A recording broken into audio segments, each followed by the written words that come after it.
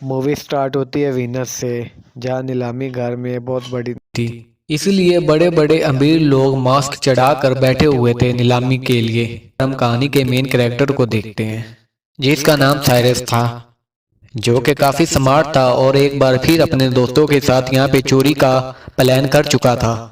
इस फिल्म में हमें साइरस की टीम के बारे में बताया जाता है। सबसे टॉप पे वो खुद था और थी एक पायलट। एक था लॉक मास्टर जो हर किस्म के ताले को बड़े आसानी के साथ तोड़ देता था। एक लड़की हैकर थी और एक लड़का था इंजीनियर। इनमें एक बड़ी उम्र का आदमी भी होता है जो इनकी चोरियों करने में इनकी मदद किया करता था।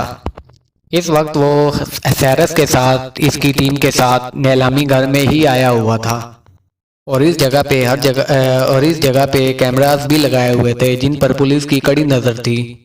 से सीनियर अफसर का नाम एबी होता है। काफी टाइम पहले वो साइरस से मिली थी, उनकी दोस्ती हो गई थी।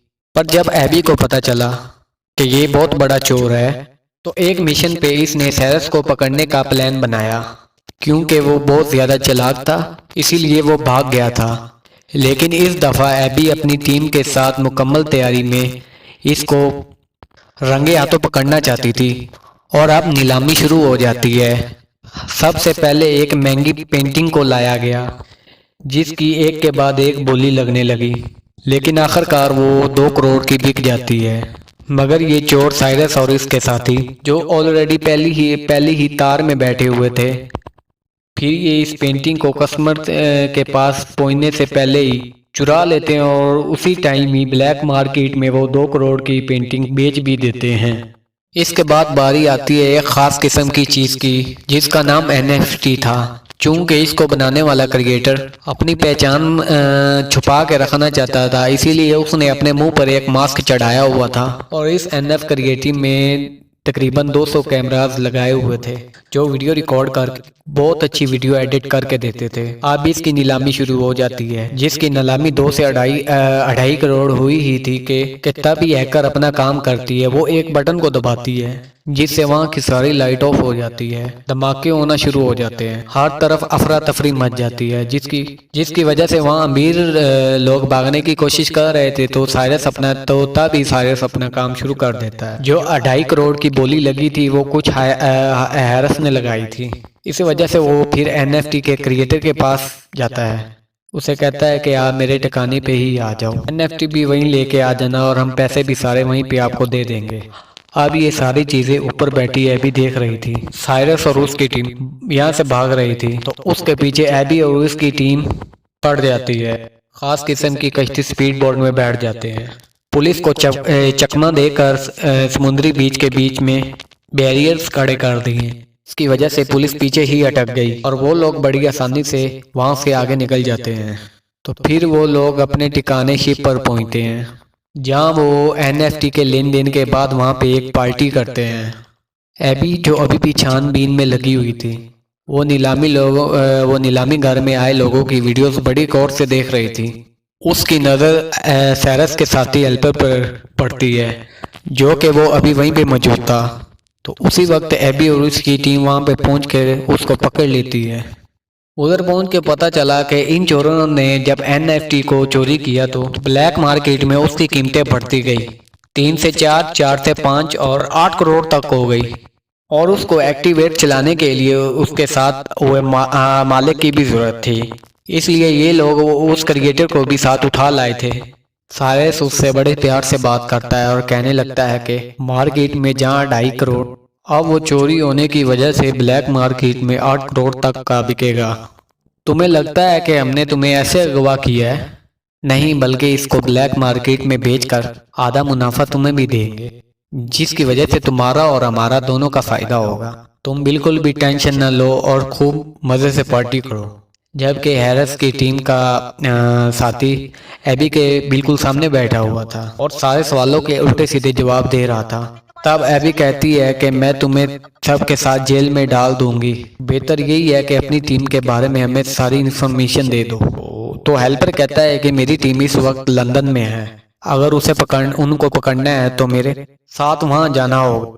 तो उस वक्त एबी अपने साथियों के साथ लंदन पुलिस के डिपार्टमेंट में जाती है। वहाँ उसकी मुलाकात एक और ऑफिसर से हुई। वो ऑफिसर उसको बताता है कि मुझे खुफिया तरीके से पता चला है कि सबसे बड़ा माफिया का नाम लार्स है, जिसने हाल ही में मार्केट के शेयर के साथ हेरा फेरी की है, जिससे शेयर्स की कीमतें ऊपर नीचे हो गई हैं, जिसकी करने की वजह से उसको बहुत ज्यादा मुनाफा हुआ है। मगर इस मुनाफे की वजह मार्केट की कीमतों या शेयर के ऊपर नीचे होने की वजह से नहीं, बल्कि डैम का पानी पूरे शहरों में फैला दिया, जिससे वहां बाढ़ आ गई, लोगों के घर डूब गए, लोगों की जानें चली गईं, और जिसकी वजह से मार्केट के साथ ये सब हो पाया। अब लार्स बिल्कुल ऐसा ही एक और शेयर के साथ ही करने वाला है, जिससे लार्स के साथ साथ एक और बहुत बड़ी माफिया भी शामिल है, और ये काम वो दोनों अगले महीने में अंजाम दे देंगे। लार्स उस माफिया को पहले पेमेंट करेगा। वो पैसे नहीं, सोना होगा, वो भी 1-2 किलो नहीं बल्कि पूरे 10 टन। और अब वो उनकी इस डील को तोड़ने के लिए मुझे तुम्हारी हेल्प की जरूरत पड़ेगी। तो ऑफिसर बताता है कि हमें एक ऐसे बंदे की तलाश है जो चोरों की तरह ही घुस कर चोरों को पकड़ सके। जाहिर है इस काम के लिए हमें मास्टरमाइंड चोर की जरूरत है, और वो कौन है तुम अच्छे तरीके से जानती हो। वो है साइरस। जिस पर वो लड़की बोली, जैसा आप सोच रहे हैं वैसा कुछ नहीं हो सकता। आप चाहते हैं कि मैं साइरस के पास जाऊं और उससे मदद मांगू, और क्या वो हमारी मदद करने को तैयार हो जाएगा? बिल्कुल भी नहीं, ये नामुमकिन है। तब ऑफिसर कहता है तुम्हें जैसे भी करके उसको मनाना होगा ताकि हम लार्स को रोक सकें। इस पर अभी मान जाती है। वो फौरन पहुंच जाती है साइरस के पास, जहाँ पर दोनों एक दूसरे को दोष देने लगते हैं। वो कहता है कि तुमने मुझे धोखा दिया, और वो कहती है कि नहीं, तुमने मुझे धोखा दिया। आखिरकार साइरस ये बहस खत्म करके उसके आने की वजह पूछता है, जिस पर एबी कहती है कि तुम्हें मेरे लिए एक चोरी करनी होगी, और उसे ये सारी बातें बता देती जो एबी को ऑफिसर ने बताई। कहती है कि वो सारा सोना तुमने चोरी करना होगा। जिसके बाद साइरस ये सारी बातें अपने साथियों को भी बता देता है। उसके साथी चौंक तो गए, पर साइरस कहता है मैं समझ सकता हूँ कि ये काम मुश्किल है, लेकिन करना भी बेहद जरूरी है। अगर वो अपने प्लान में कामयाब रहे, उनकी वजह से पूरा शहर बर्बाद हो जाएगा, जिससे मासूम बच्चे मर जाएंगे। और अब बारी बारी सब पता करने की कोशिश करने लगते हैं कि आखिर वो लार्स और माफिया ये प्लान अंजाम कैसे देंगे। पता चला कि वो सारा सोना सबसे पहले लार्स के अड्डे से निकल फिर ट्रक के जरिए वहां से ले जाया जाएगा। इसके बाद वो प्लेन के जरिए अपनी मंजिल तक भेजा जाएगा। इसीलिए आओ यहाँ साइरस और उसकी अपने अपने कामों में लग जाती है कि वो कैसे अपना मिशन अंजाम देंगे। यहाँ सबसे पहले हैकर बताती है कि अगर हम वैसा दिखने वाला प्लेन बना लेते हैं तो वहाँ पे चोरी करना आसान हो जाएगा।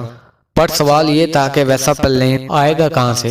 पर साइरस कहता है मैं वहाँ नीलामी घर में एक अमीर लड़के से मिला था जो प्लेन का लेन देन का कारोबार करता है। उसके पास एक ऐसा प्लेन है जो थोड़ा बहुत उससे मिलता जुलता है, जिसको हम खुद तब्दील करके वैसा ही बना सकते हैं। हो सकता है कि वो हमें उस प्लेन को दे दे। अब ये सारे लोग उस प्लेन डीलर के पास पहुंचते हैं, और वो लड़का इनको वही आलीशान प्लेन दिखाता है जो देखने में काफी ज्यादा खूबसूरत भी था, लेकिन उसको उड़ाना मना था क्योंकि उसमें बहुत सारे एलईडी ग्लास लगे हुए थे, साथ ही बहुत ज्यादा शोर भी था। इसलिए डीलर अपना प्लेन देने से मना कर देता है। लेकिन एबी उसको ये बता देती है मैं पुलिस वाली हूँ, इस तरह के प्लेन रखना वैसे भी गैर कानूनी है, और अगर तुमने हमें ये प्लेन ना दिया तो जेल की हवा खाओगे। जिस पर आखिरकार वो मान ही जाता है, और प्लेन तो मिल गया था, लेकिन सबसे बड़ा काम यह था कि रडार व हेरा फेरी का काम कैसे किया जाए, जिसके लिए इनको बनाना होगा PSI, जो इस तरह के सिग्नल बनाएगा जिससे हवा में सिर्फ 2 ही प्लेन उड़ रहे होंगे, जो कि ये एक जहाज दिखाएगा। लेकिन यहाँ एक छोटा सा मसला था, इन दोनों प्लेन को ऊपर नीचे, लेकिन कुछ वक्त के लिए रडार पर 2 प्लेन ही नजर आएंगे, जिससे उनको पता चल जाएगा, जिसकी वजह इसीलिए इनको अपना बंदा ही वहां पर बिठाना था। जिस पर एबी कहती मैं एयरपोर्ट में एक ऑफिसर को जानती हूँ जो कि मेरा दोस्त है और हेडक्वार्टर में ही रहता है। तो हमारा काम वो कर देगा। एबी उस ऑफिसर से जा मिली जो कि एक व्हीलचेयर में बैठा हुआ था। एबी ने वो सारी बात उसके आगे रखी जिस पर वो साफ इनकार कर देता है। मैं ये काम नहीं करूँगा क्योंकि इसमें चोरी शामिल है। नहीं, बिल्कुल नहीं। तो तभी सारिस उसको कहता है कि मैं तुम्हें इस काम के बदले में पूरे 10 लाख रुपए दूंगा, जिसकी वजह से वो ऑफिसर मान जाता है। तो ये सारी टीम अपने अपने काम पे लग जाती है और ये लोग इस प्लेन को बदलने के लिए काम में लग जाते हैं, मतलब कि रंग वगैरह करते हैं। ये प्लेन भी दूसरे प्लेन की तरह लगने लगे, जिसके बाद पीएसआई की मशीन बनाई जाती है जो सिग्नल्स में हेरा फेरी करेगी। उसका साइज बहुत बड़ा लग रहा था, वो किसी बॉम्ब से कम नहीं लग रही थी। इसीलिए एबी हैकर को कहती है कि इस पीएसआई के छोटे छोटे टुकड़े बना दो जो हर एक मेंबर को दे दिया जाएगा। इस तरह काम हमारा आसान हो जाएगा। इसके लिए हैकर मान गए।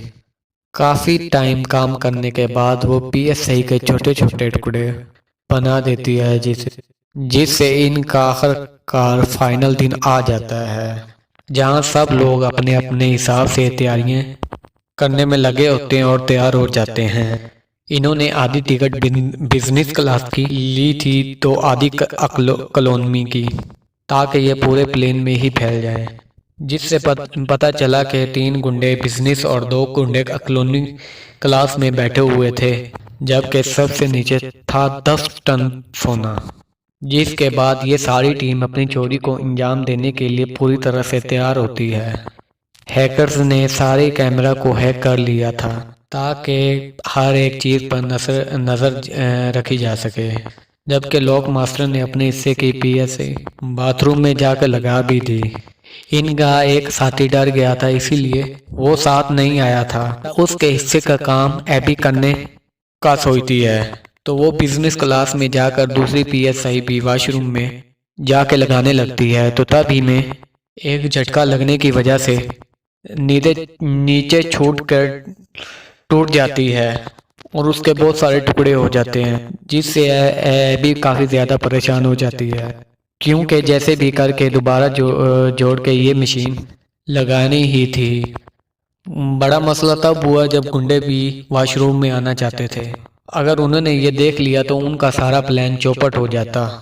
लेकिन यहाँ ठीक वक्त पर साइरस आ जाता है, तो तब ये दोनों मिलकर मशीन को जोड़ के वहीं लगा देते हैं, जबकि पायलट अपनी जहानत से उस प्लेन को चलाकर उसके बिल्कुल नीचे ले आती है और वहीं पे रुक कर पीएसआई का एक्टिव होने का इंतज़ार करने लगती है, ताकि दोनों प्लेन की रडार का एक ही सिग्नल जाए।